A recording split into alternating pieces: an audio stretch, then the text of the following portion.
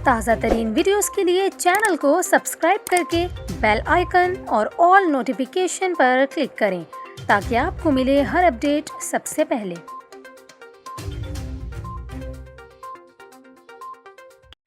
और यहाँ पर आपको खबर दें, chief justice of Pakistan justice Gulzar Ahmed ने शारा फैसल पर वाक़े नस्ला टावर को गिराने का काम 1 हफ्ते में मुकम्मल करने का हुक्म दे दिया। नस्ला टावर इन्हदाम केस की समाअत सुप्रीम कोर्ट कराची रजिस्ट्री में चीफ जस्टिस गुलजार अहमद की सरबराही में 2 रुकनी बेंच ने की। कमिश्नर कराची ने अदालत को बताया कि 400 मजदूर काम कर रहे हैं और नस्ला टावर के 5 फ्लोर्स गिरा दिए गए हैं, जिस पर चीफ जस्टिस ने कहा कि 400 आदमी लगे हुए हैं और 400 लोगों से एक बिल्डिंग ख़त्म नहीं हो रही। चीफ जस्टिस गुलजार अहमद ने कहा कि दुनिया में 1 घंटे में ऐसी बिल्डिंग गिरा दी जाती है, आप लोग क्या कर रहे हैं।